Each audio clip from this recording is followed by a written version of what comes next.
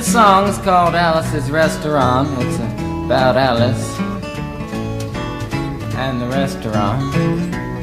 But Alice's Restaurant is not the name of the restaurant, that's just the name of the song. And that's why I call the song Alice's Restaurant.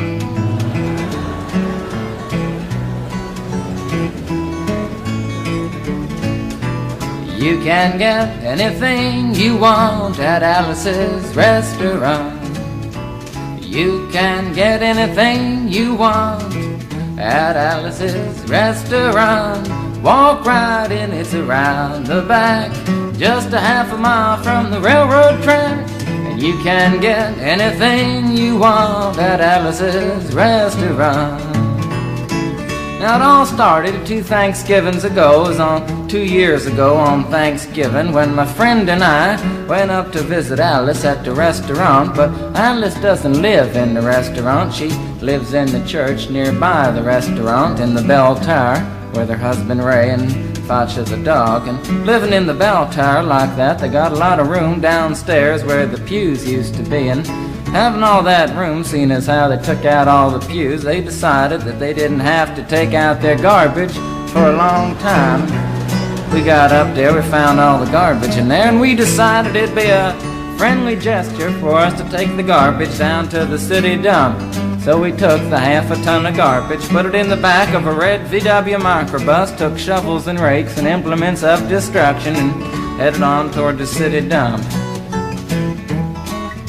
Well, we got there, and there's a big sign and a chain across the dump saying closed on Thanksgiving, and we had never heard of a dump closed on Thanksgiving before, and with tears in our eyes we drove off into the sunset looking for another place to put the garbage. We didn't find one till we came to a side road, and off the side of the side road was another 15-foot cliff, and at the bottom of the cliff was another pile of garbage. And we decided that one big pile was better than 2 little piles, and rather than bring that one up, we decided to throw ours down. That's what we did. Drove back to the church, had a Thanksgiving dinner that couldn't be beat, went to sleep and didn't get up until the next morning when we got a phone call from Officer Obie. He said, "Kid, we found your name on an envelope at the bottom of a half a ton of garbage, and wanted to know if you had any information about it." And I said, "Yes, sir, Officer Obie, I cannot tell a lie. I put that envelope under that garbage."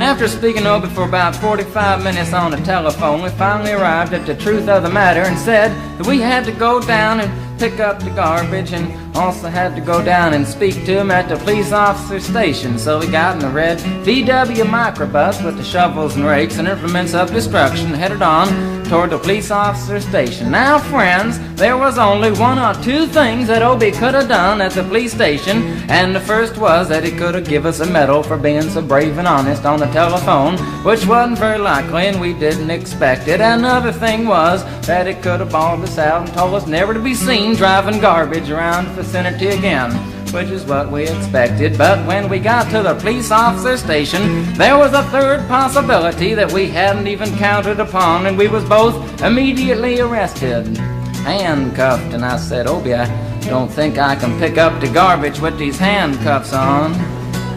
He said, "Shut up, kid. Get in the back of the patrol car," and that's what we did, and sat in the back of the patrol car and drove to the, quote, "scene of the crime," unquote. I want to tell you about the town of Stockbridge, Massachusetts, where this happened. Here they got 3 stop signs, 2 police officers and 1 police car. But when we got to the scene of the crime, there was 5 police officers and 3 police cars, being the biggest crime of the last 50 years, and everybody wanted to get in a newspaper story about it. And they was using up all kinds of cop equipment that they had hanging around the police officer station. They was taking plaster, tire track, footprints, dog-smelling prints, and they took 27 8x10 color glossy photographs with circles and arrows and a paragraph on the back of each one explaining what each one was to be used as evidence against us. Took pictures of the approach, the getaway, the northwest corner, the southwest corner, and that's not to mention the aerial photography. After the ordeal, we went back to the jail. Obie said he was going to put us in the cell. Said, "Kid, I'm going to put you in the cell. I want your wallet and your belt."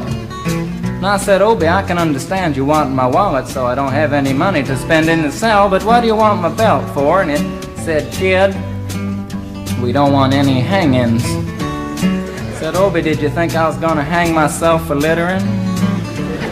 Obie said he was making sure, and friends Obie was, 'cause he took out the toilet seat so I couldn't hit myself over the head and drown. And he took out the toilet paper so I couldn't bend the bars, roll the toilet paper out the window, slide down the roll and have an escape. Obie was making sure, and it was about 4 or 5 hours later that Alice, remember Alice? It's a song about Alice.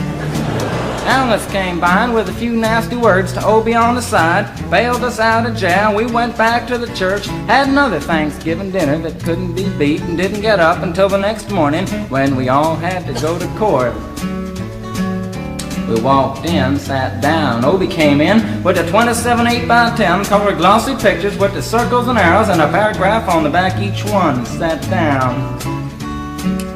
Man came in, said, "All rise." We all stood up, and Obie stood up with the 27 8x10 colored glossy pictures, and the judge walked in, sat down with the seeing-eyed dog, and he sat down. We sat down.